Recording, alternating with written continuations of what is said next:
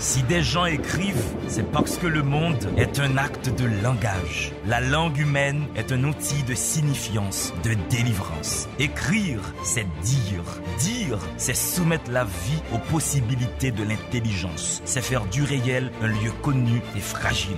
La lecture est cette expérience qui nous permet de plier l'univers pour le mettre dans notre poche. Mesdames et messieurs, c'est à partir du mot qu'on fait de la réalité un fait d'esprit. C'est à partir du verbe que la vie devient une denrée émotionnelle. Sur ces entrefaites, la télévision Caraïbe a le plaisir de vous présenter Délivrez-vous, une émission du livre, une émission pour le livre, une émission par le livre. Allez, il y aura assez de bonheur pour tout le monde. Délivrez-vous, délivrez-vous. Mesdames et messieurs, bonsoir. C'est Délivrez-vous qui rentre chez vous, une émission du livre, pour le livre, par le livre. Une émission qui permet de mettre en perspective l'intellection. Une émission qui permet d'élever son âme à la dimension de la quantité de connaissances que l'humanité a produites jusque-là. Pour introduire, pour rentrer dans la sauce de l'émission, on va tout de suite faire place à la rubrique Temps Poème.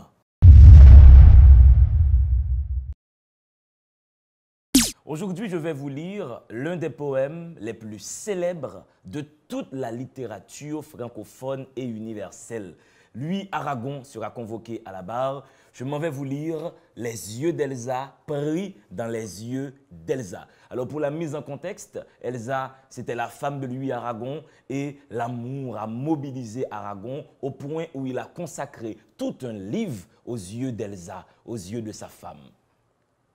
Les yeux d'Elsa. Tes yeux sont si profonds qu'en me penchant pour boire, j'ai vu tous les soleils y venir se mirer, si jetés à mourir tous les désespérés. Tes yeux sont si profonds que j'y perds la mémoire. À l'ombre des oiseaux, c'est l'océan troublé, puis le beau temps soudain se lève et tes yeux changent. L'été taille la nue au tablier des anges. Le ciel n'est jamais bleu comme il l'est sur les blés. Les vents chassent en vain les chagrins de l'azur. Tes yeux, plus clairs que lui, lorsqu'une larme y luit. Tes yeux rendent jaloux le ciel d'après la pluie. Le verre n'est jamais si bleu qu'à sa brisure. Mère des 7 douleurs, ô lumière mouillée, 7 glaives vont percer le prisme des couleurs. Le jour est plus poignant qui pointe entre les pleurs. L'iris troué de noir, plus bleu d'être endeuillé.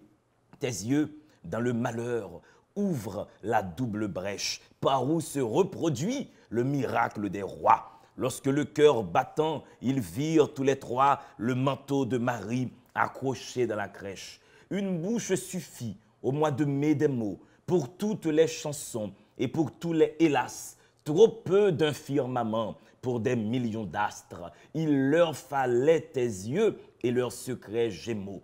L'enfant, accaparé par les belles images, écarquille les siens moins démesurément. Quand tu fais les grands yeux, je ne sais si tu mens. On dirait que l'averse ouvre des fleurs sauvages.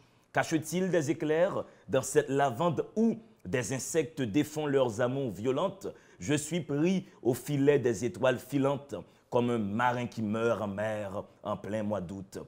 J'ai retiré ce radium de la pêche blinde et j'ai brûlé mes droits à ce feu défendu. Ô paradis, 100 fois retrouvé, reperdu, tes yeux sont mon Pérou, ma Jolconde, mes Indes. Il advint qu'un beau soir, l'univers se brisa sur des récifs que les naufrageurs enflammèrent. Moi, je voyais briller au-dessus de la mer les yeux d'Elsa. Les yeux d'Elsa, les yeux d'Elsa. Mesdames et messieurs, je voulais vraiment vous faire découvrir ce poème, Les yeux d'Elsa, un magnifique poème. Mais quel vers, hein? Quel vers! Il advint qu'un beau soir, l'univers se brisa. Place maintenant aux invités du jour, 3 jeunes créateurs sous la coupole de Gary Victor, dans la complicité avec C3 Éditions. Ces jeunes ont voulu, un peu à la manière de Louis Aragon, saisir l'amour au collet, mettre l'amour en texte, en langage. Place tout de suite à la biographie de mon premier invité, Brunet.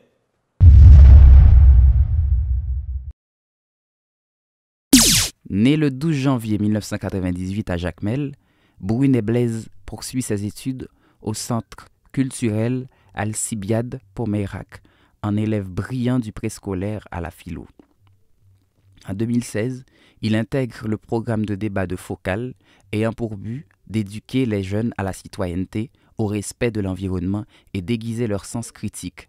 Il participera ainsi dans 2 tournois régionaux en 2016 et en 2017, comprenant des clubs sur tout le territoire du Sud, desquels son équipe sortira vainqueur. Il sera sacré notamment meilleur débatteur en 2017.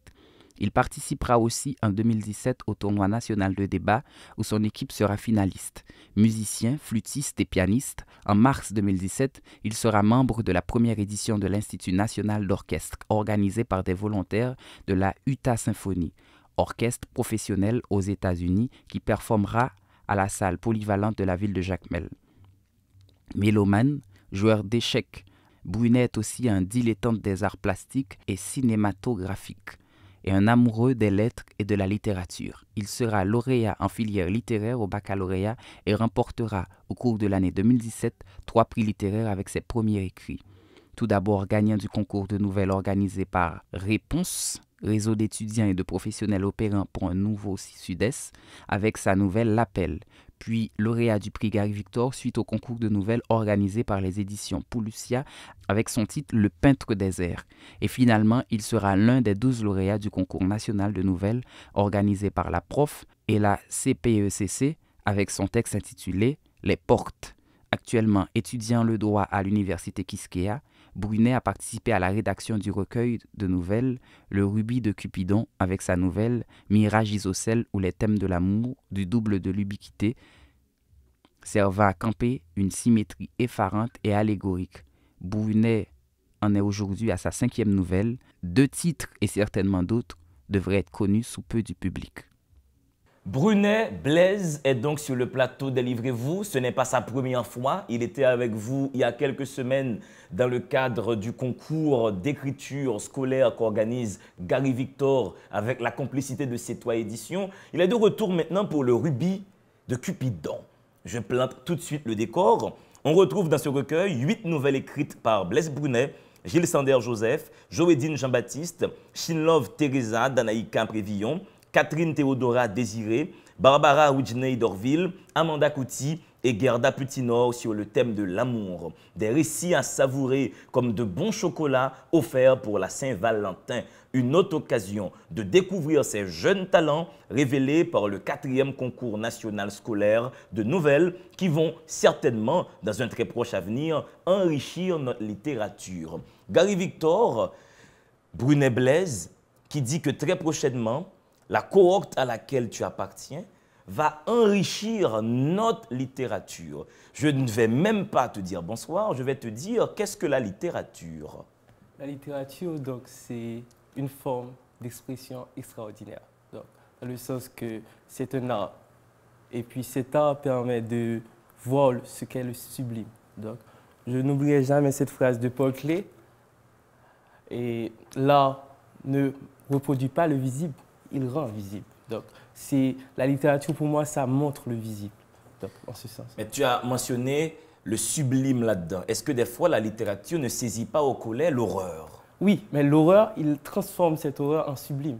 On peut parler, paradoxalement, de sublime horreur, donc, en ce sens. Mais je pense qu'on retrouve cette constance du sublime, cette impression de l'ineffable, chaque fois qu'on est devant une œuvre littéraire ou bien une œuvre artistique. Alors, Voilà. qu'est-ce qui est sublime, Brunet Blaise? Est-ce le réel ou la façon dont la littérature se saisit du réel? Justement, je pense que c'est la perspective, c'est la façon, c'est l'angle sur lequel le réel est présenté, justement, qui le rend sublime, je pense. Donc, l'écrivain a cette tâche de déformer, de disséquer le réel, de le transformer. Donc, c'est vraiment intéressant et ça en vaut la peine.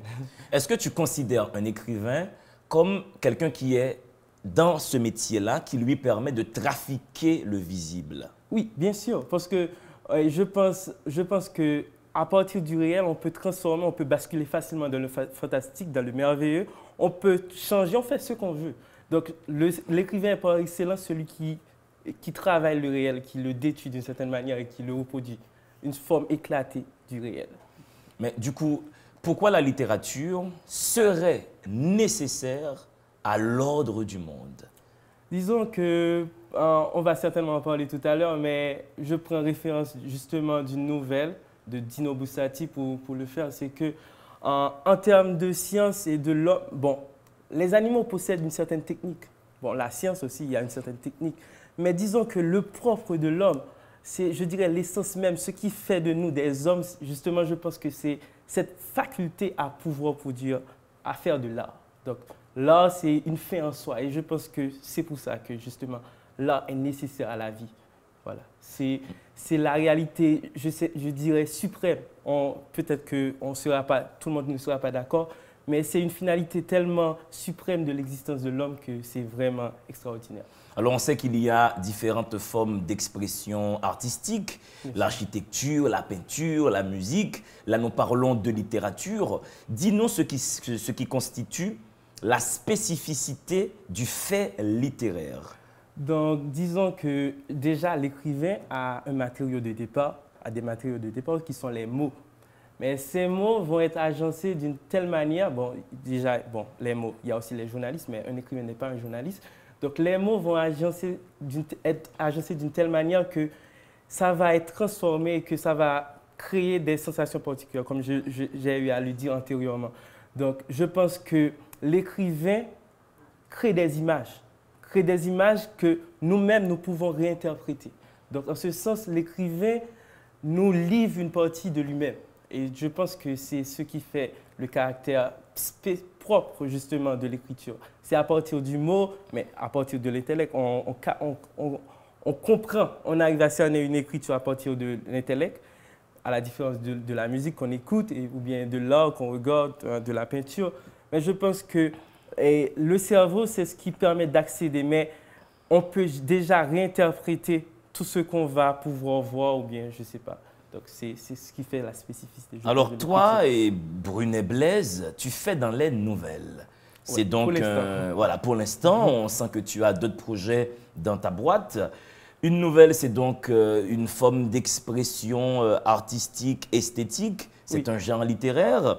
Mais pour un jeune de ton âge qui a 20 ans, mais qui ne sait pas ce qu'est une nouvelle, qu'est-ce que tu lui dirais? Qu'est-ce qu'une nouvelle? Disons que pour faire... Bon, disons que il n'y a pas... Donc, je vais essayer de prendre certains critères qui permettent de reconnaître une nouvelle. Donc, c'est la brièveté. Une nouvelle se doit d'être dense. Donc, parce qu'il est... C'est un texte qui est dense, bref. Voilà. Donc, certaines fois, il y a des chutes. Donc, pour laisser une impression à l'auteur, il y a une chute qui se trouve à la fin. Mais aussi, il y a une progression. Parfois, il y a aussi une unité des actions, du lieu. Généralement, c'est un seul lieu. Et puis, ce n'est pas beaucoup de personnages à la différence du roman. Mais disons que ce ne sont pas des règles absolues parce qu'il y a des gens qui contournent ces règles-là, mais qui arrivent à écrire tout à fait de très, très bonnes nouvelles. Donc, disons que comme critères principaux, je dirais la brièveté, justement, et l'aspect dense de la nouvelle. La brièveté, la densité, une intrigue unique, très peu de personnages et très peu de lieux. Nous sommes là dans une nouvelle. Alors là, maintenant, le Rubis de Cupidon, c'est donc un recueil de nouvelles. Ta nouvelle ouvre ce recueil, j'imagine pour des raisons d'ordre alphabétique. Blaise Brunet, ça fait B. Donc j'imagine que c'est organisé un peu dans ce sens-là. Mais déjà, que signifie pour toi le titre « Le Rubis de Cupidon » ? Donc ça, c'est un texte d'Amanda. Donc je pense que c'est un texte où Amanda joue beaucoup avec il brouille beaucoup le lecteur avec beaucoup d'intrigues et puis une situation assez complexe. Donc le Rubis de Cupidon, je laisse tout le monde découvrir ce que c'est. Je peux dire déjà que c'est un bijou. Mais donc, disons que c'est un bijou à travers un bijou déjà, dans un bijou. On va rentrer dans ta nouvelle, Mirage Isocèle. Veux-tu lire un petit passage comme ça pour les téléspectateurs, bien pour sûr. les téléspectatrices? Donc, bien sûr. Donc là, je me situe à l'incipit de la nouvelle. Donc, je vais dire que cette histoire aurait pu être racontée par celui que je voyais comme mon frère. Elle aurait toujours eu ce sombre éclat de l'insolite, cette magie inénarrable du mystère. Je la transcris ici, trémulant d'un épouvantable vertige. Je l'écris peut-être avant de sombrer dans la folie, noyé sous un magma d'impressions confondues, dont la coulée incandescente irradie mon être d'un feu destructeur. Je rassemble ici ces souvenirs épars, appelés à disparaître de mon esprit torturé et de ma mémoire fragmentée, happé par les limbes évanissants de l'oubli. Mon frère et moi naquîmes en même temps, un soir pluvieux de printemps dans un quartier huppé de la ville de Jacmel. Notre ressemblance époustouflante devait préfigurer une suite allaitante de péripéties. D'ailleurs, notre mère, devant ce fait exceptionnel, avait décidé de nous donner des prénoms seulement différents à l'écrit. J'étais Hubner et lui Hubner. Nous ne connûmes jamais notre père et notre mère évita toujours soigneusement de nous parler de lui. Là, nous sommes sur un premier tableau où 2 enfants naissent. Ils sont jumeaux. Oui. La mère, pour les différencier, fait la nuance que dans l'organisation orthographique de leurs prénoms. Mais au fur et à mesure que ces personnages prennent en relief, ils se rendent compte qu'ils ne constituent au fait que l'un soit la copie de l'autre. Ouais. Donc, c'est justement le titre de l'histoire. Donc, ici, c'est le mirage isocèle. Donc, il faut comprendre comme une histoire où les thèmes de l'amour, de l'ubiquité et de l'autre se mêlent pour faire une symétrie effarante et allégorique. En ce sens que on va bien découvrir qu'il y a une exactitude malsaine dans le texte. Et cette exactitude va être détruite. Donc, il faut voir ici avec le mirage une association de la géométrie et de l'illusion. Mais ça va paraître redondant de dire que une symétrie est parfaite. Mais justement, c'est parce que la symétrie est parfaite qu'elle ne peut exister. Et justement, aussi, là où l'allégorie serait de dire que, en fait, qu'est-ce qui existe? Donc, il y a cette zone de flou. Mais aussi, est-ce que l'homme n'est pas toujours à même d'échapper de toute forme de mimétisme, même à partir de lui-même? Mais quand tu fais intervenir la notion de mirage, oui, quand tu mets ça en rapport avec la symétrie, on se rend compte que la schizophrénie n'est pas loin. Oui, donc disons que oui, c'est pas loin, mais c'est pas exactement ceci. Donc là, c'est vraiment une touche de merveilleux, parce que est-ce qu'on peut imaginer une personne qui puisse exister en 2 endroits à la fois? Alors, page 11. À l'école, nous fîmes cette expérience vertigineuse de produire avec les mêmes mots toutes nos rédactions, de répondre les mêmes choses de nos voix, aux thèmes clairs, identiques même dans les plus subtiles inflexions. Notre niveau était incontestablement suréminent. Nous passâmes ainsi nos 14 années d'école classique à être des premiers ex aequo. Jusqu'à présent, ça se passe très bien entre ces 2 frères. La symétrie est présente. Il y a une mêmeté, voilà, qui organise cette relation, ouais, entre ces 2 frères. Mais justement, je pense que déjà, il y a cette idée, que c'est trop parfait et qu'il y a la nécessité qu'il y ait une rupture. Et à ce sujet, je peux lire peut-être ceci. Je pense que la phrase que peut-être j'aime le plus dans ce recueil, c'est « Ce majestueux triangle isocèle exact et immuable surclassait toutes les figures géométriques rencontrées au quotidien, car elle était la matérialisation d'un triangle parfait, inscrit dans l'orbe magnétisant de l'illusion. » Voilà, c'est ça. Donc nous sommes dans l'illusion, mais quand l'illusion tombe sur l'amour, étant donné que le rubis de Cupidon parle de l'amour, ça devient plus compliqué. Il y a une jeune femme qui intervient dans le scénario. Elle dit « Je ne pourrai jamais aimer l'un de vous 2 plus que l'autre. Donc, je suis incapable de choisir. Et comme des valeurs personnelles m'interdisent d'être avec 2 personnes, même si c'est consenti. » D'accord. Ici aussi, il faut voir l'intervention de Cara, bien sûr, dans la représentation qu'on peut faire du mirage isocèle. Donc, il y a sous-entendu de triangle isocèle. On peut considérer que Cara, c'est le sommet du triangle. Mais il y a aussi cette idée que Cara, c'est ce qui permet de faire la projection du triangle, en fait. Mais justement, il y a cette idée aussi d'amour narcissique, puisque on le voit très clairement que cette obsession, c'est parce que justement, il y a le frère. Et parce qu'il croit se voir dans le frère. Donc, il y a cette idée d'amour narcissique qui ne en fait, qui n'est pas justement Mais la quand tu forme. dis amour narcissique, c'est C'est amour dans le de sens soi. où chacun des frères, au fait, s'aime. S'aime à travers Kara. Est-ce qu'on on n'a pas vraiment l'impression que c'est Kara que ses frères aiment? Est-ce que c'est dire que c'est finalement, on se rend compte que finalement peut-être c'est le frère qui l'aime à travers Kara? En fait, tu es en train de dire que quand il s'agit d'élan amoureux, quand Voilà. il s'agit de déclarer sa flamme, au fait, on ne fait que s'aimer à travers la personne Juste- qu'on prétend aimer. Justement. L'autre n'est qu'un raccourci qui mène à nous-mêmes. Justement, mais je pense aussi que c'est une vision qui ne correspond pas justement à l'amour dans son sens, dans son essence. L'amour, ce n'est pas se voir dans l'autre. L'amour est tout à fait différent. Donc c'est aussi une petite critique de l'amour. Mais est-ce qu'il y a possibilité d'aimer quelqu'un au sein duquel on ne se voit pas? Ah, disons qu'il peut y avoir un amour sous forme d'attente. Et cette attente ne va pas changer. Peut-être que la personne va être tout à fait différente, mais que je ne me retrouve pas en lui. Mais il y a quelque chose, une attente. Donc c'est Mais attente de quoi? une attente, genre que je sais, elle va pas changer. Donc il y a une certaine attente. J'ai l'impression qu'elle est sur une ligne qui ne va pas changer. Une ligne continue. Tu vois ce que tu vois? Donc c'est dire à l'autre, je t'aime pour ce que tu es. Oui, pas justement, je t'aime pour ce que tu es, mais je t'aime aussi parce que n'importe ce qui va arriver, je vais toujours t'aimer. Mais attends, mais j'ai du coup envie de donner d'autres dimensions à cette discussion. Quand tu dis, alors quand Clara dit, des valeurs personnelles m'interdisent d'être avec deux personnes, même si c'est consenti. Quel est ton point de vue sur cette histoire de valeurs personnelles? Est-ce que tu penses que naturellement, les hommes et les femmes ne sont pas faits pour se polyaimer?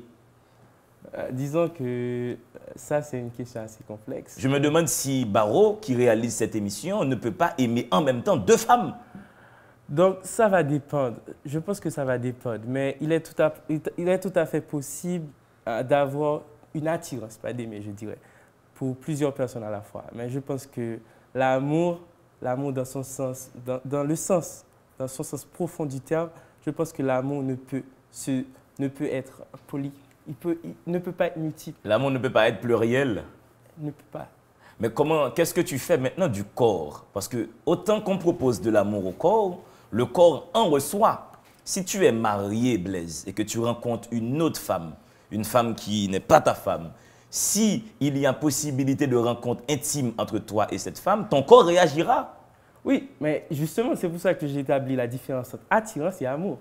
Mais quelle est la ligne de nuance, de quoi elle est faite? Je dirais que l'amour, c'est justement... Mais quand tu aimes, tu es attiré. Oui, mais je peux être attiré et ne pas aimer. Ah bon?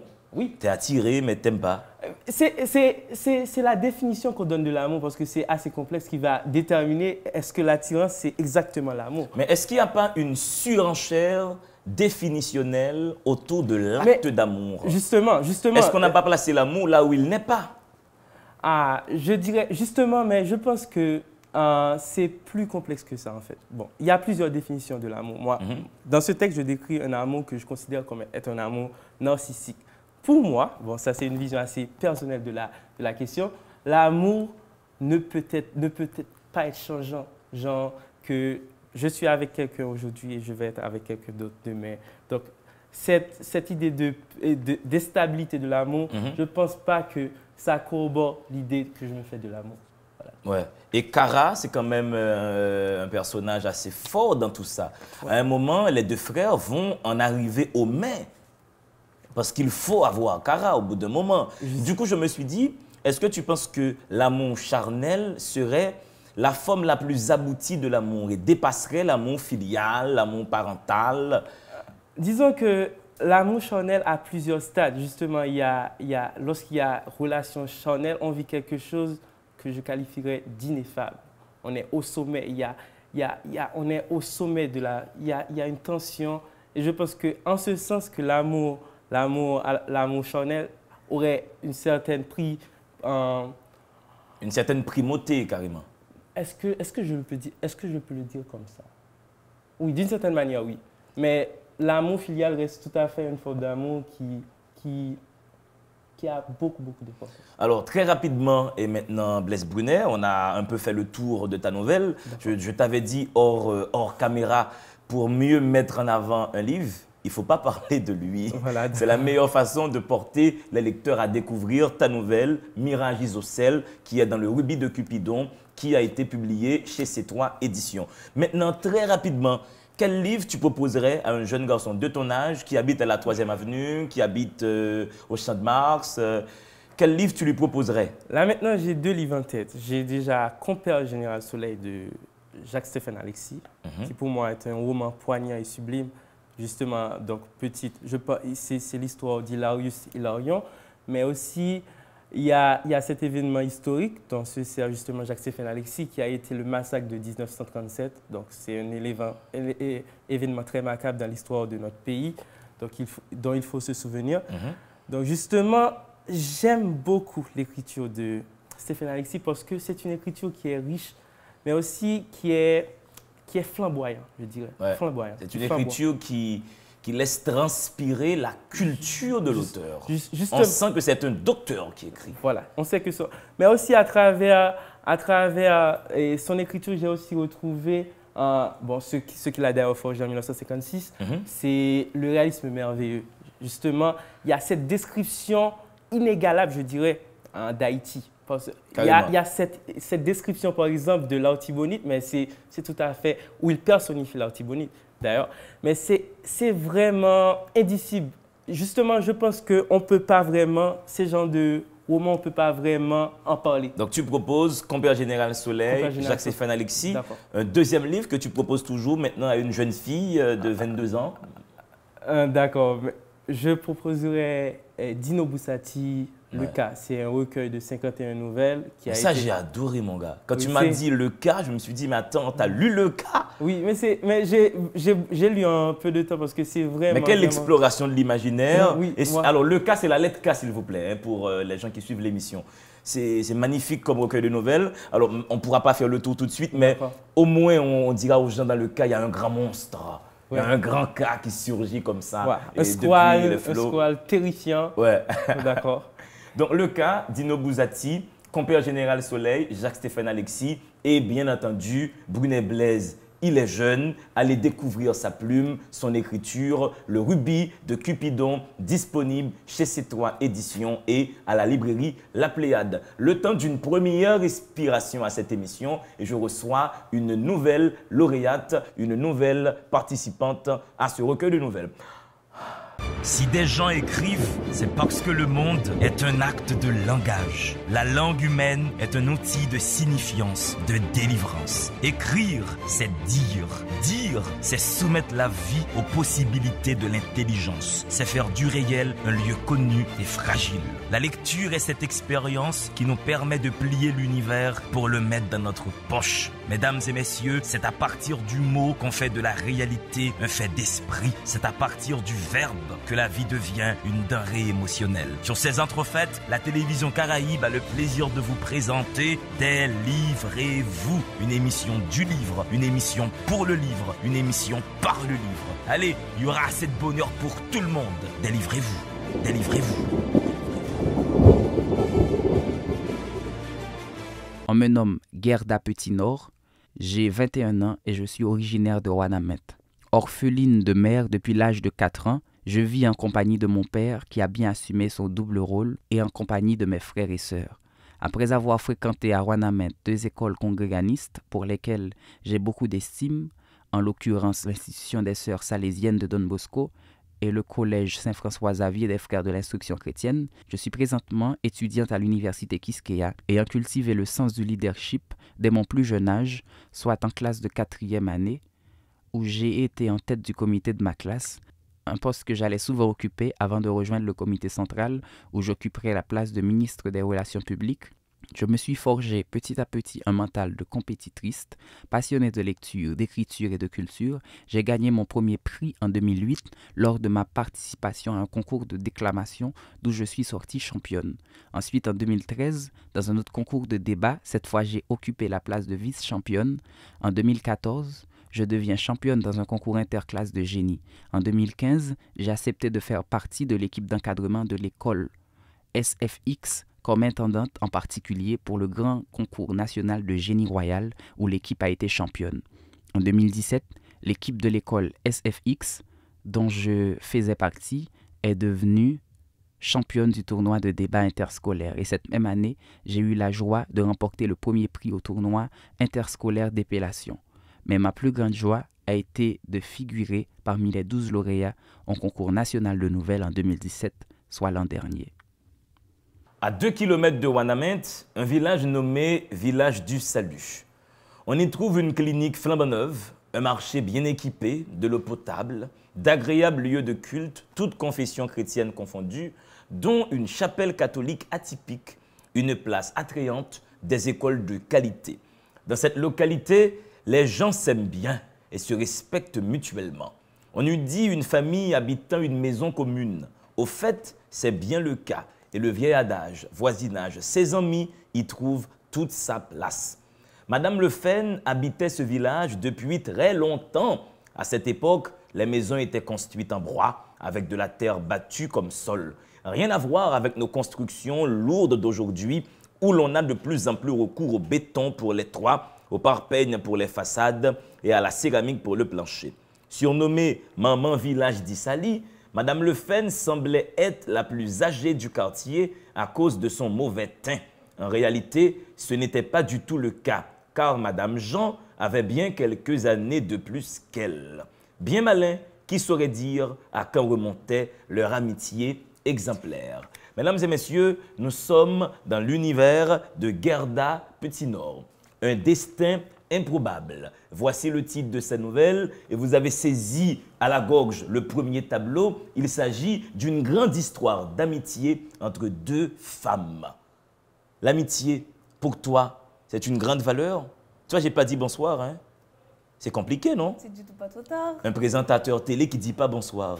Non, ça me dérange. Oui. Tu acceptes ça? Bon, tout le monde n'a pas vraiment la même attitude. Bon, je ne mérite pas une condamnation pour ça? Bon, à quoi bon de te juger pour ça? C'est ton choix.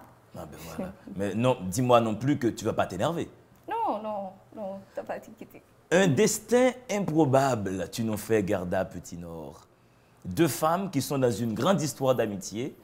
Et cette histoire d'amitié va les porter à faire des films pour d'autres individus. On ne va pas dire quel film tout de suite. Mais déjà, l'amitié pour toi, qu'est-ce que c'est? Au fait, là, on a besoin d'amis. On a besoin de quelqu'un à notre côté. Sans quelqu'un à notre côté, la vie n'aurait pas de sens. C'est la raison même pour laquelle que Dieu, pour entrer carrément, tout de suite quoi, dans l'évangile, Dieu avait créé Adam. Ensuite, il avait jugé bon qu'il devait y avoir quelqu'un à ses côtés. Du coup, il a donné naissance à Ève. Ouais. Voilà. Mais entre parenthèses, tu crois en Dieu? Oui, je suis franc-catholique. Ah, mais lequel? Ah, ok, le Dieu catholique. Tu sais, il y a beaucoup de dieux. Hein? Ah oui, c'est pourquoi j'ai précisé. Ouais, le Dieu catholique. Alors, un destin improbable. Et le destin, est-ce que tu penses que le film de notre vie est peut-être écrit bien avant que nous soyons sur le plateau? Est-ce qu'il y aurait des petits hommes bleus qui auraient surdéterminé notre passage sur Terre? En fait, pour reprendre encore la question de la Bible, je dirais que Dieu nous a créé notre propre destin. Donc, avant que nous soyons nés, il avait déjà un plan pour nous. Voilà. Ça me surprend que tu me parles autant de Dieu. Non. Parce que ça rentre dans le contexte de mon texte. Ouais. Un oui, destin. Le destin. Et donc, tu penses que si destin il y aurait, c'est forcément un destin dessiné par le grand architecte de l'univers. Exactement.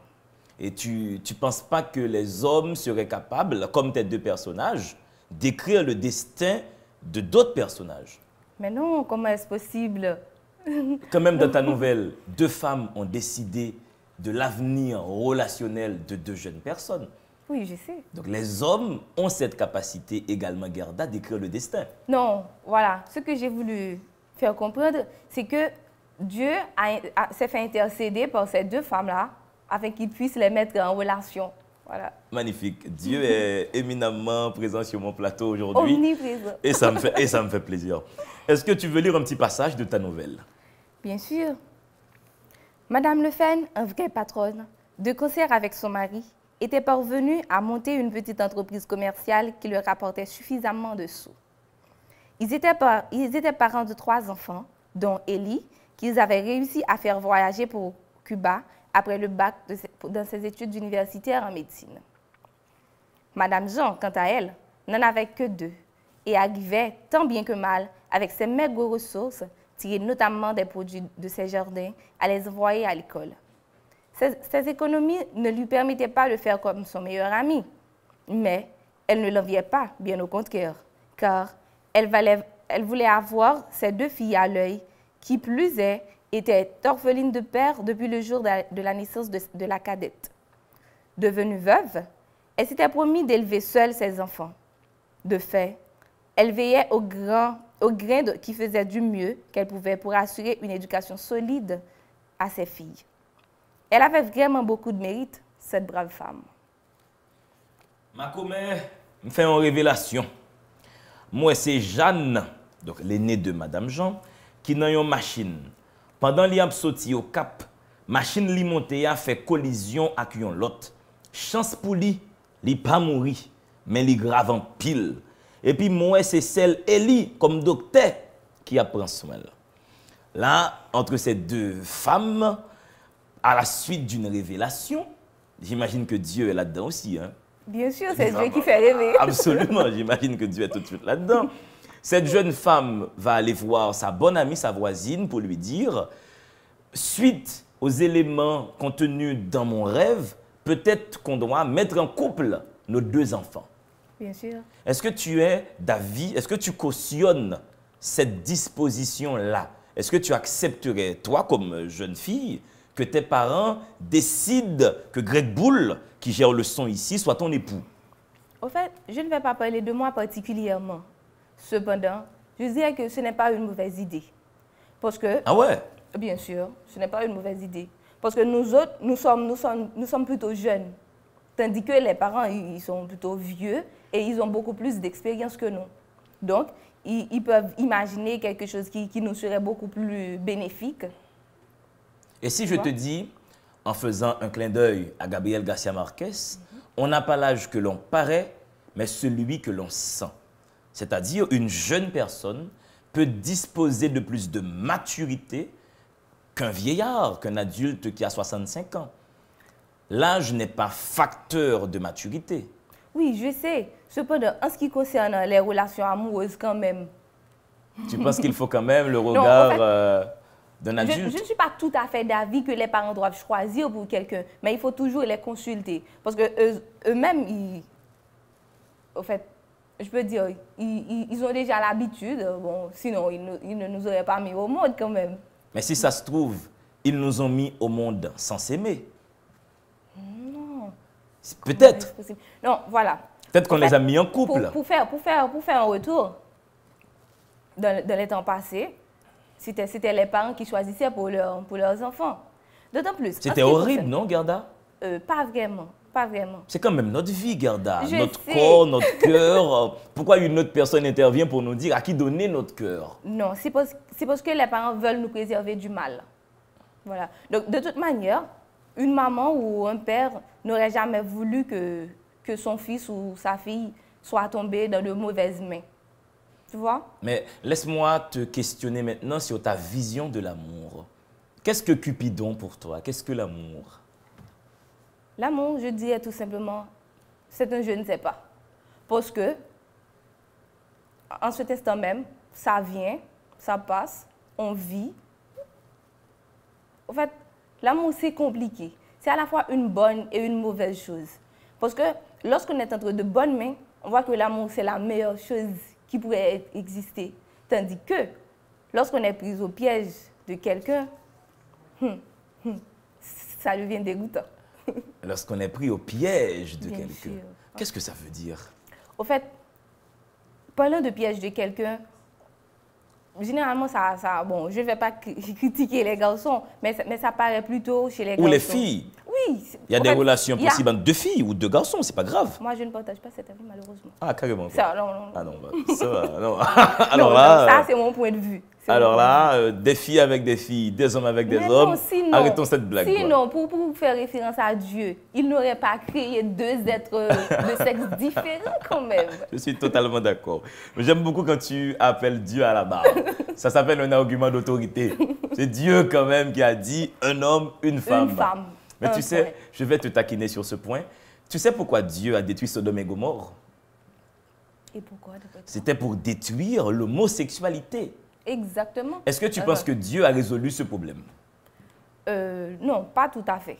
Pas tout à fait, parce que Mais sinon... pourquoi a-t-il détruit Sodome et Gomorrhe? Non, mais vous savez que les gens s'y font toujours les sous-oreilles, comme on dit. Non, mais Dieu a voulu résoudre un problème. Dieu a dit, les homosexuels, j'en veux plus.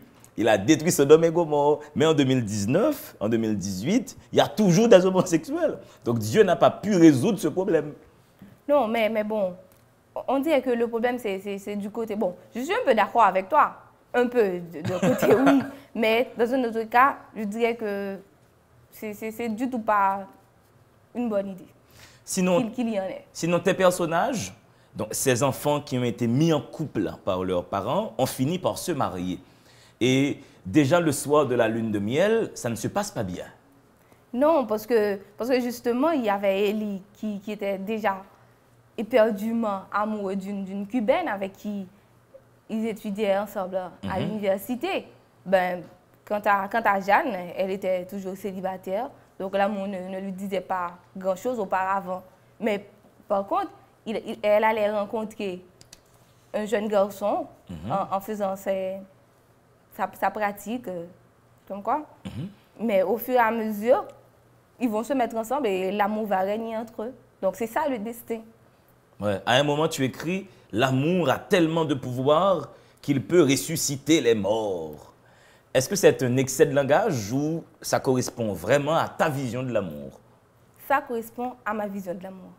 Donc, tu penses que ça peut arriver que Jo-Antoine Jean-Baptiste, qui fait les voix off de l'émission, soit mort et que sa femme débarque et l'embrasse et que Jo recouvre la vie? En fait, j'ai déjà vu ça dans un film dont j'ignore le nom. J'ai vu ça. C'était un couple. Ils aimaient éperdument. Un soir, en sortant, le garçon et la fille se tenaient par la main et un cambrioleur a tué le garçon. Donc, ce garçon-là, il s'est levé, Ouais. comme on dit. Bon, C'est un ça- ancien ça- film, ouais, il est devenu Oui. un peu l'ange gardien de tout le temps. Exactement. Ah. Ils se sont embrassés. Mais on ne peut pas comprendre comment est-ce possible. Donc, c'est juste pour vous te dire que l'amour, il peut tout faire. Moi, j'adore ta... Ne le prends pas mal, mais ta naïveté par rapport aux faits amoureux. Mais qu'est-ce que tu lis, Gerda Petit-Nord? Quels sont les livres qui gouvernent ta vie et que tu souhaiterais recommander à une jeune fille qui ne vient pas de Ouanamètre, pour le coup, comme toi, mais qui vient du Cap-Haïtien ou de Port-de-Paix? Particulièrement, je lis un peu de tout. Cependant, j'aurais conseillé à un jeune de lire des livres beaucoup plus... Bon, en fait, tous les livres sont instructifs. Cependant, je les interpelle à lire des livres et rapport avec le changement, comme Haïti 2042, les possibles futurs, par exemple. Il y a Ouais. également un combat douteux de John Steinbeck. C'est vraiment un livre de chevet. Tu vois? Donc, tu as commencé en défendant ta crèmerie quand même. Haïti 2042, c'est quand Bien même un sûr, livre dans bien lequel... sûr. Parce que tu as une nouvelle, là. Tu t'imagines 12 jeunes qui se sont donné leur temps pour écrire des nouvelles parlant d'Haïti, un changement d'Haïti dans 25 ans. Ben, c'est un peu lointain. C'est Mais magnifique. au fait, c'est magnifique également. Mais est-ce qu'en 2042, attends, je te donne un peu le tableau. Tu sais, il y a 2000 ans, les hommes croyaient en Zeus, en Athéna, en Jupiter. Oui. Et autant que le temps s'écoule, autant que les dieux meurent. Est-ce que tu n'as pas peur qu'en 2042, le Dieu catholique soit mort? Non, parce que le Dieu existera toujours. Mais et Zeus n'est plus là, Gerda. Zeus est mort. C'était un dieu aussi, tu sais. Non, mais bon, je parle du Dieu suprême. Il y a des dieux, il y a un Dieu. Mais moi, je parle du Dieu, mais pas des dieux quand même. Magnifique. Un destin improbable, Improbable. Gerda Petit-Nord. Je rappelle que ta nouvelle est à la page 125. Voilà. Et le recueil de nouvelles s'appelle Le Rubis de Cupidon. Merci d'avoir accepté l'invitation et à très bientôt, Gerda Petit-Nord. Merci aux téléspectateurs, merci à D'Angelo, aux techniciens, je vous remercie. Maintenant, on va continuer l'exploration des nouvelles. On va recevoir une autre lauréate, Joédine Jean-Baptiste. Allez, respirez. Je suis Joédine Jean-Baptiste, né le 14 février 2000 à Crissois, en classe de terminale à l'institution Nouvelle Source. Couronnée Miss de mon institution l'année dernière, j'essaie de la représenter dignement. C'est l'une des raisons pour laquelle j'ai voulu participer au concours national de nouvelles et c'est aussi pour cela que je suis très active au niveau parascolaire.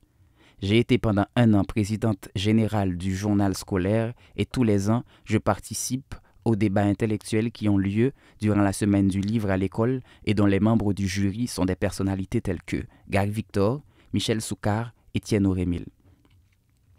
Je suis aussi violoniste et je joue tous les ans pendant 2 semaines au sein de l'orchestre philharmonique de l'école de musique Louis-Achille Othello Bayard d'Écailles. Je suis une fille simple et sensible qui aime la vie, la culture, l'art en général, particulièrement la musique et l'écriture et l'art oratoire. C'est sûrement parce que ce sont des domaines dans lesquels j'excelle. Mais j'aime par-dessus tout l'écriture et je travaille chaque jour à me perfectionner dans ce domaine afin que plus tard je puisse devenir une écrivaine digne de figurer parmi les grandes femmes citées dans la littérature haïtienne. J'aime presque tous les livres, mais j'ai une préférence pour les romans historiques. J'apprécie aussi les auteurs anglophones modernes pour leur humour et leur histoire assez farfelue. Cependant, j'ai une place tout à fait spéciale dans mon cœur pour les auteurs de chefs-d'œuvre de la littérature comme Victor Hugo, Honoré de Balzac, Jane Austen, Stephen King, Gabriel Garcia Marquez, Agatha Christie, Xavier de Montépin, Margaret Mitchell, Gary Victor, Jacques Roumain, Jacques-Stéphane Alexis, Frédéric Marcelin, Fernand Hibert, Marie Vieux-Chauvette, Yannick Lahens, Ketli Mars, etc. Ce sont toutes ces personnes, et bien d'autres encore, qui parfois ne sont même pas des auteurs, qui me donnent l'envie d'écrire et d'offrir de la vie et du bonheur à mes lecteurs comme ils le font pour moi. Elle a fait une grosse erreur que nous déplorons et dont nous allons tous en payer le prix. Mais ne souffre-t-elle pas déjà assez pour qu'en plus vous déversiez sur elle des diatribes d'insultes et de reproches? Pendant 9 mois, elle portera en elle la preuve vivante de cette terrible erreur et elle en paiera les conséquences toute sa vie. Elle sera pointée du doigt par nos voisins, nos amis, pendant longtemps, et le reste de la famille la méprisera. Mais n'est-ce pas notre rôle que de la soutenir quand le père de cet enfant l'abandonne? Quand une partie de la société n'aura pour elle que dégoût, médisance, humiliation et incompréhension? J'espère sincèrement que vous allez bientôt vous reprendre et rectifier le tir, car l'attitude que vous avez là n'est pas la bonne à adopter. Il va falloir que vous preniez les choses en main et de la bonne manière.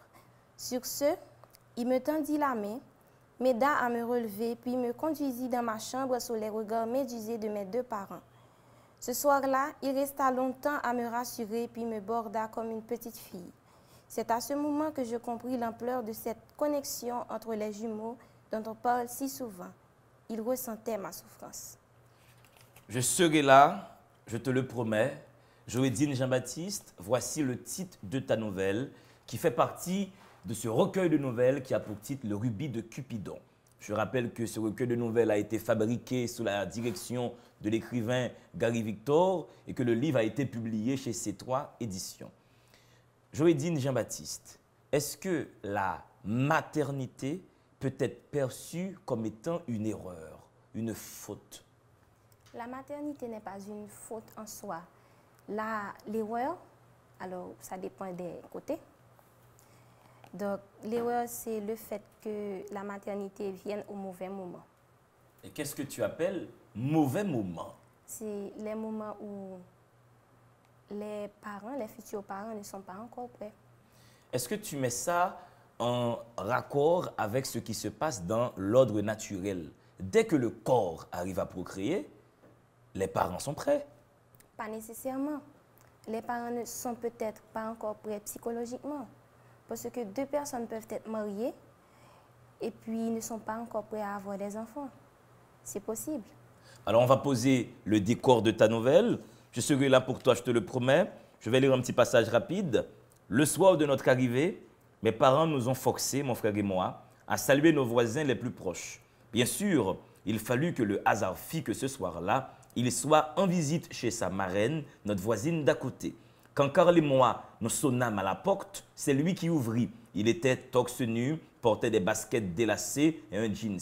Quand il me vit, il parut gêné et jugea bon d'expliquer sa tenue. « Bonsoir, pardonnez mon accoutrement, j'installe une nouvelle télé pour ma marraine. »« Ah, Oui, dit mon frère, je peux aider volontiers, entrez. Je n'ai pas compris, Joédine, qu'une famille débarque dans un quartier, qu'une famille haïtienne débarque dans un quartier haïtien et apporte une tarte à l'autre famille. Alors, Est-ce que ça se fait en Haïti? Ça se fait, mais pas de manière aussi grandiose. Lorsque j'ai emménagé là où j'habite maintenant, on était passé voir les personnes qui habitaient aux alentours. On a dit, bon, voilà, on est là, on est les nouveaux, tout ça.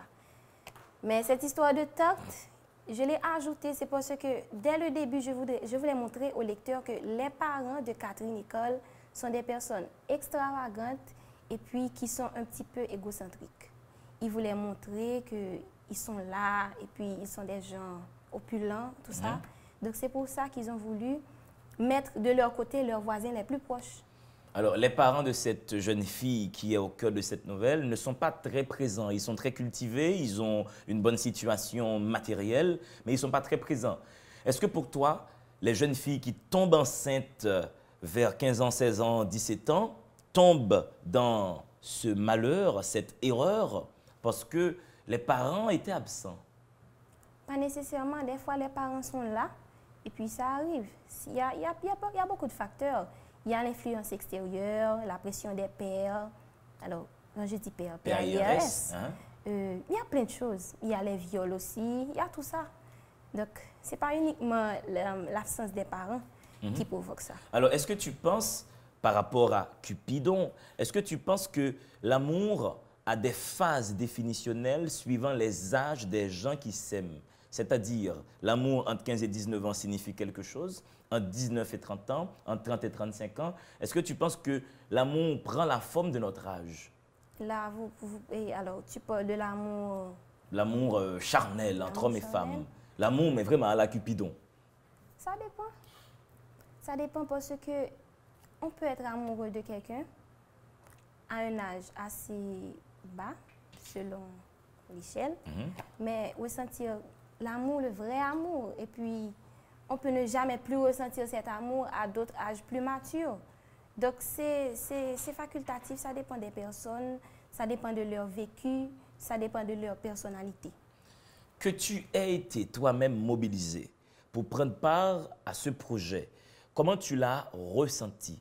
Est-ce que tu t'es dit, vu mon âge, vu l'expérience que j'ai jusque-là, j'ai toute la légitimité pour écrire une nouvelle sur l'amour, en clin d'œil à Saint-Valentin? Mais bien sûr, parce que j'ai déjà écouté une chanson qui dit que c'est l'amour qui fait tourner le monde. Donc, l'amour est partout. Tout le monde parle de l'amour, dans les musiques, dans les livres, dans les films, dans les discussions de tous les jours. Donc, je pense que même si je n'avais pas vécu quelque chose personnellement, j'ai assez entendu et j'ai assez vu pour parler de l'amour. Le lendemain, mon portable sonna très tôt. C'était lui. Il avait pris les coordonnées de Karl qui lui avait passé les miennes. Je lui avais tapé dans l'œil. Mon cœur fit un bond dans ma poitrine. J'en fus surprise. Nous discutâmes presque toute la journée et toute une partie de la nuit. Le lendemain, je dus aller à l'université et le cours d'anatomie qui d'habitude me fascinait me parut fade. Je pensais à Sébastien, à sa voix, à son rire, à ses textos, à ses yeux. 2 semaines plus tard, Sébastien me demanda d'être sa petite amie et j'acceptai. Dans le corps d'éléments qui sont avancés pour mettre en relation Sébastien et cette jeune femme, il y a une dimension performative qui est très présente. On sent que cette jeune femme aime ce que représente Sébastien, mais n'explore pas la profondeur de l'individualité. Est-ce que tu penses qu'à 19 ans, qu'à 20 ans, on ne peut aimer que des spectres et non de réels individus? Ça dépend de la profondeur avec laquelle vous connaissez la personne. Ça peut arriver qu'on tombe amoureux d'une idée. Je veux dire, d'une idée qu'on se fait de la personne. Bon, cette personne est intelligente, elle est belle, elle est sensible. On aime l'idée que cette personne soit sensible, on aime l'idée que cette personne soit intelligente, mais on n'entre pas en profondeur vraiment pour connaître la personne. Mais il arrive des fois aussi qu'à cet âge, on tombe amoureux de la personne avec ses défauts, avec sa personnalité et avec ses qualités aussi. Mais du coup, qu'est-ce qui serait préférable? D'aimer la personne ou une idée de la personne? Bien sûr, c'est la deuxième option, parce que là, on n'a pas de surprise. Mais est-ce que tu penses, Joédine, qu'on peut vraiment connaître quelqu'un? On sait que la psychologie humaine est une boîte tellement insaisissable. N'est-ce pas une illusion que de penser qu'on peut faire le tour complet de quelqu'un? Pas totalement. C'est jamais total, parce que des fois, même, on ne se connaît même pas et totalement soi-même. Il y a des réactions qu'on a et puis on est surpris de ces réactions, nous-mêmes. Mais il est possible de connaître une personne assez bien, assez largement pour pouvoir dire que j'aime cette personne et je suis amoureuse de non seulement ce qu'elle représente, mais ce qu'elle est en soi. Est-ce que par hasard, tu aurais un pansement, Catherine? Non, pourquoi? Ah, mais c'est dommage. Je crois que je me suis écorché le genou en tombant amoureux de toi. Alors ça, c'est le système phrasique de Sébastien. Il est jeune et c'est quand même pas mal comme tournure, comme formule. Tu sais quoi, je vais garder cette formule, moi personnellement, pour mes opérations de drague. Mais tout ça, c'est pour te poser une autre question. Est-ce que pour toi, l'amour n'est que marivaudage? Marivaudage. Marivaudage, c'est en référence à Marivaux, l'écrivain français. C'est la drague. C'est faire la cour. Non, pas nécessairement. Il arrive que l'amour naisse sans ce qui est la drague. Ah ouais? Oui. Explique-moi tout ça. Comment l'amour peut-il naître sans la drague? Je ne suis pas une experte en amour, mais J'en doute. d'après mes observations, ce que j'ai vécu, ce que j'ai lu, ce que j'ai vu, il peut arriver que deux personnes tombent amoureuses sans que l'une ou l'autre n'ait incité l'autre à l'être. Parce que une fois, j'ai lu quelque chose, c'était une toute petite histoire, mais c'était deux personnes qui discutaient par correspondance. OK. Et puis, ils sont tombés amoureux l'un de l'autre. Alors qu'au début, c'était juste une histoire, ils parlaient de livres. Ils parlaient de livres, ils échangeaient, et puis un jour, alors on montrait les deux côtés. L'écrivain parlait des deux personnes. Alors, ils ne se sont pas avoués l'amour, parce que l'histoire s'est terminée sans que l'un ou l'autre ait su qu'ils étaient amoureux. Mais l'auteur disait que bon, la fille, elle savait qu'elle aimait la personne avec qui elle parlait, et le garçon de même.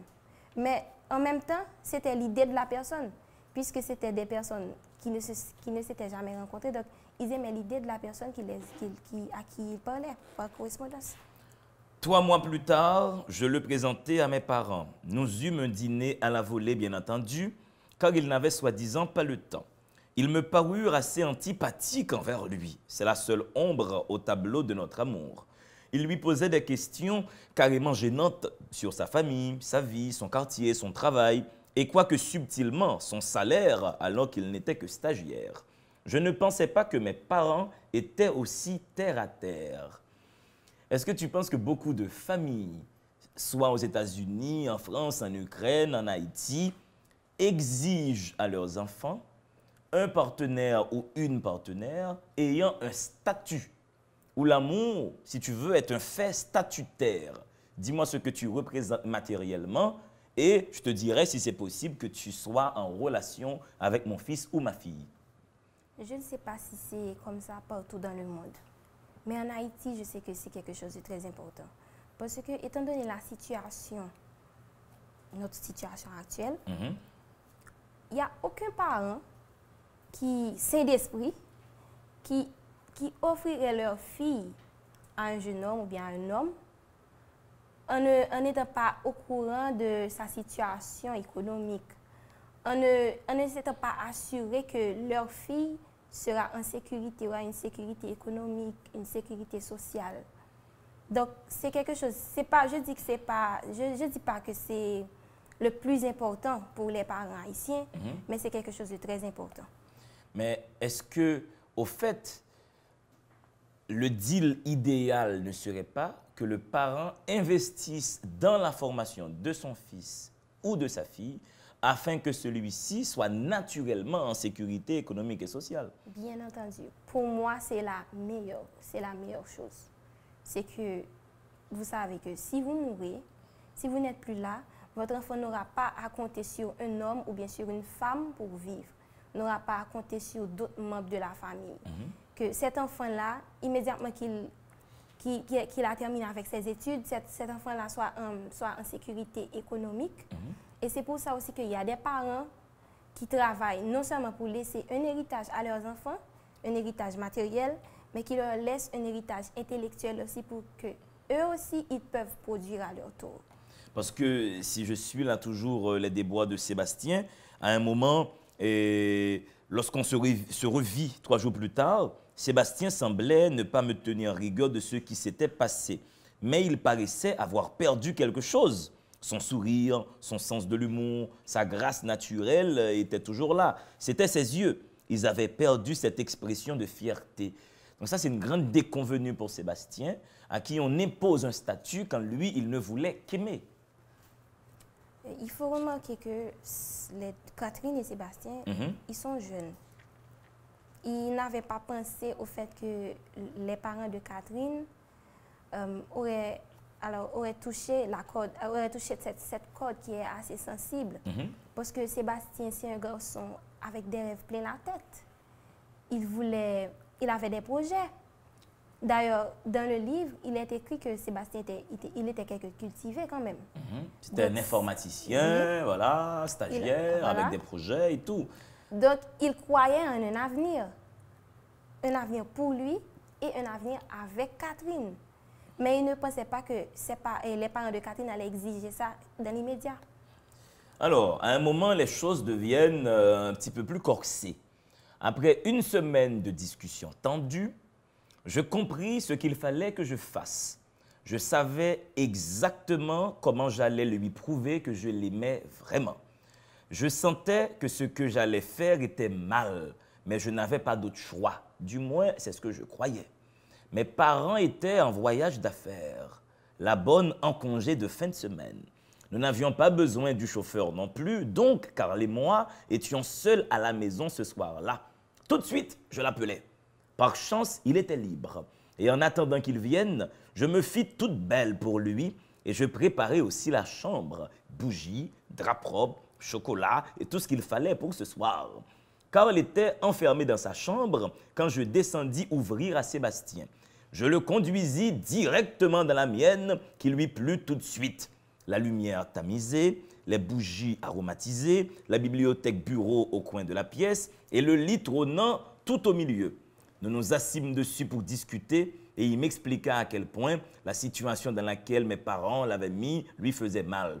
Il me disait qu'il avait toujours essayé de compenser le fait qu'il n'était pas riche par l'acquisition continuelle de connaissances. Et cela lui avait donné une certaine assurance qui ne l'avait jamais quitté jusqu'à ce fameux dîner.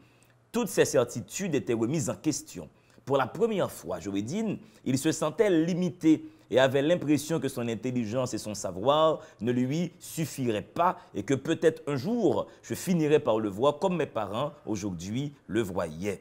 Alors là, c'est toujours Sébastien qui se plaint, qui est blessé, mais ton personnage, cette jeune fille, décide de prouver à Sébastien qu'il l'aime. Est-ce que pour toi, le fait de faire l'amour avec quelqu'un est la meilleure preuve d'amour qu'on puisse lui donner? Là encore, c'est une question disons, c'est une opinion. Chaque personne a son opinion. Certaines personnes pensent que pour prouver leur amour à quelqu'un, elles doivent faire des choses extraordinaires. Elles doivent, par exemple, il y a des hommes qui pensent que pour prouver leur amour à une femme, ils doivent lui acheter plein de choses, tout le temps, lui offrir des cadeaux, tout ça. Donc, chaque personne a sa manière de prouver l'amour. Oui, mais moi, je te demande à toi, ta vision de l'amour. Est-ce que tu penses que faire l'amour avec quelqu'un est la meilleure preuve d'amour qu'on puisse lui donner? Pas nécessairement. Parce que sinon, le fait de faire l'amour devient comme un bonbon qu'on offre à quelqu'un. À mon avis, faire l'amour doit rentrer dans le cycle normal du déploiement de la relation. Ça ne doit pas constituer une prime. Non? non, ça ne doit pas constituer une prime. Mais étant donné que Catherine était vierge, elle pensait que c'était comme un signe pour lui dire que bon, ça c'est le moment de le faire, donc je vais le faire. Donc pour elle, c'était ça. Alors là, tu mets tout ça en écriture, tu campes tout ce scénario, tu mets en contact tous ces personnages, tu crées tout un univers. Qu'est-ce que ça veut dire pour toi l'écriture, Joédine? Quelle place cette chose a dans ta vie? Elle a une place très importante.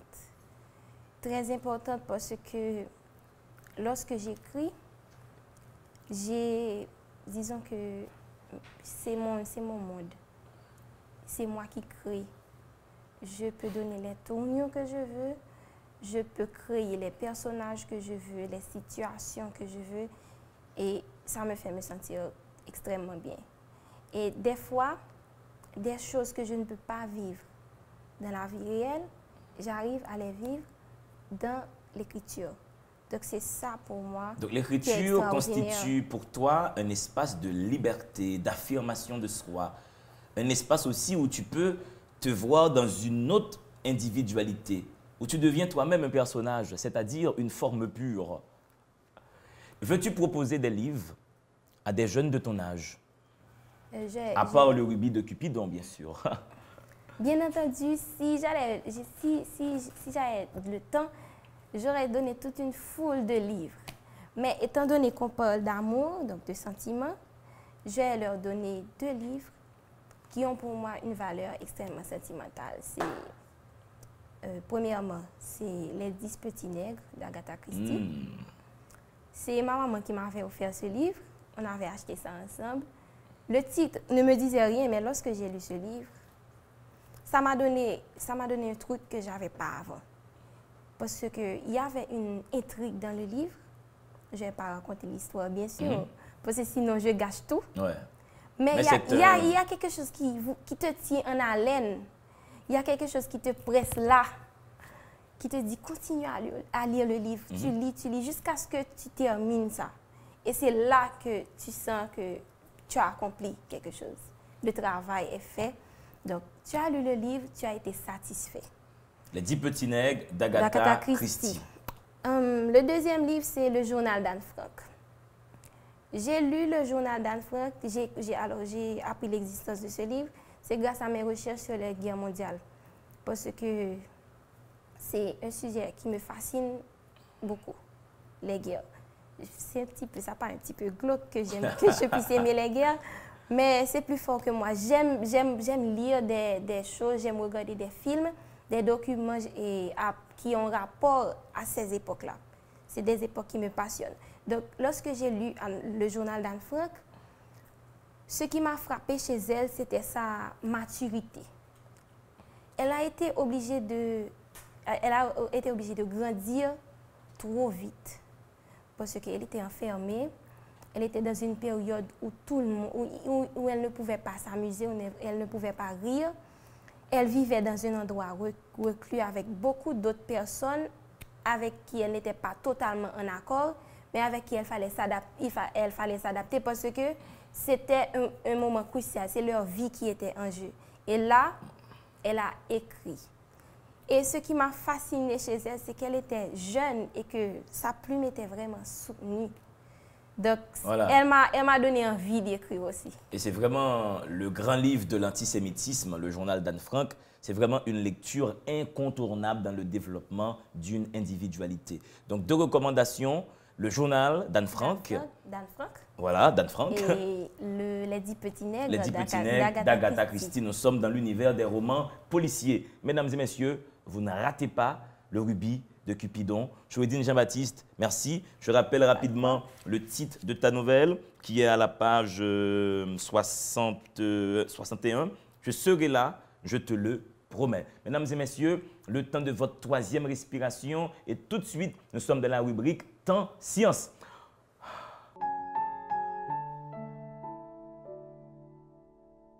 Délivrez-vous, ouverture sur la science, intérêt pour la chose scientifique.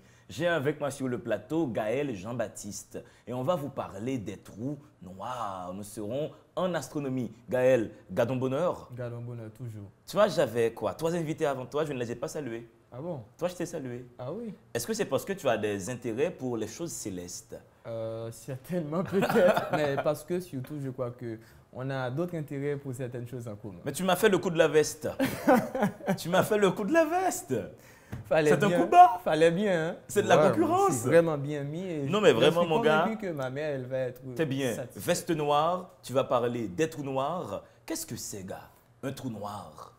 Un trou noir, c'est une singularité dans l'espace et dans le temps. C'est une espèce de trou à travers lequel tout ce qui s'approche tombe dedans. On peut considérer ça comme étant un puits. OK? Et le trou noir, dépendamment de sa masse, dépendamment de sa superficie, eh bien, même la lumière n'arrive pas à s'en échapper. Attention à ne pas confondre trou noir, trou blanc, trou de verre, etc. Les trous noirs sont les plus grandes, constituent de préférence le plus grand énigme de la cosmologie moderne parce que selon les équations de la relativité restreinte d'Albert Einstein, eh bien, qu'il a postulé, d'ailleurs lui, il ne savait pas que les trous noirs existaient. Et quand on a commencé à parler de trous noirs théoriquement, il considérait comme c'était des monstres issus de la pensée de certains physiciens théoriciens pour faire peur au grand public. Donc, il ne voulait pas admettre que les trous noirs puissent exister. Néanmoins, ce sont avec ces équations qu'on étudie les trous noirs pour arriver à réconcilier la relativité générale, donc l'infiniment grand, et la mécanique quantique, l'infiniment petit. Alors, ça doit être compliqué, j'imagine, de parler des trous noirs, de les comprendre dans le sens où le trou noir engloutit tout, même la lumière. Du coup, le trou noir est presque invisible dans l'espace. Pas tout à fait. Il n'y a pas longtemps, quand je dis pas longtemps, vraiment dans les années 80, d'après mes lectures, eh bien, deux physiciens théoriciens, deux cosmologistes même, Skipton et Stephen Hawking, ont postulé que les trous noirs ne sont pas totalement noirs parce qu'il y a des particules neutriniques qui s'échappent de leur surface, donc de l'horizon des événements. Ça, c'est une chose très importante. À mesure que vous vous approchez d'un trou noir, à mesure qu'il y a un certain décalage de la lumière qui s'échappe du trou noir. Par exemple, si je devais m'approcher d'un trou noir, D'Angelo me verrait décalé. D'Angelo me verrait, comment dire, on n'aurait plus le même temps.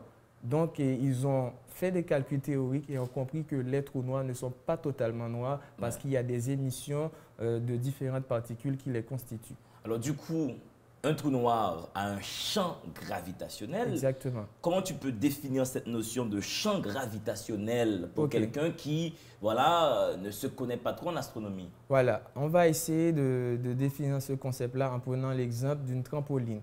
Vous avez une trampoline et vous placez une sphère assez lourde, genre une boule de billard. Ensuite, vous prenez une autre sphère, mais plus petite de taille, et vous la faites tourner autour de la première sphère et vous allez vous rendre compte que la première sphère va créer une sorte de champ gravitationnel, c'est-à-dire elle va attirer la seconde sphère dans son entourage. C'est un peu le même phénomène qui se produit via la Terre, via le système solaire même. Donc le Soleil a créé une espèce de champ gravitationnel de par sa masse, de par sa taille. Vraiment, c'est énorme le Soleil. Donc toutes les planètes, les corps célestes qui existent dans notre système solaire, eh bien, tournent autour du Soleil. Donc le champ gravitationnel, c'est une espèce de poussée de gravitation qui empêche les autres corps, les autres espaces de se converger, mais de préférence d'arriver dans la dimension de l'objet la plus massive qui soit. Ouais. Alors, Gaël Jean-Baptiste, dis-nous maintenant quelle est la différence qui existe entre un trou noir, un trou blanc et un trou de verre. Un trou noir, c'est la différence la plus importante entre ces trois choses-là, c'est qu'à travers un trou noir, on trouve un trou blanc et un trou de verre. Voilà, je vais développer pour vous dire, par exemple, si on prenait un trou noir, si on arrivait à fabriquer un trou noir, déjà chose qui est impossible théoriquement, voilà, et on pourrait emprunter un tunnel dans ce même trou noir qu'on appelle le trou de blanc pour passer à travers un trou de verre et pour remonter dans le temps. Donc, c'est à partir du trou noir qu'on a ces choses-là, qu'on peut faire ces choses-là. Mais jusqu'à présent, ce n'est que de la théorie et aussi de la science-fiction à la Marty McFly, à la Star Trek, Star Wars, etc. Mais on peut pour pas... l'instant, on n'a pas encore le savoir scientifique, on n'a pas encore les technologies nous permettant de nous approcher des trous noirs, de les traverser.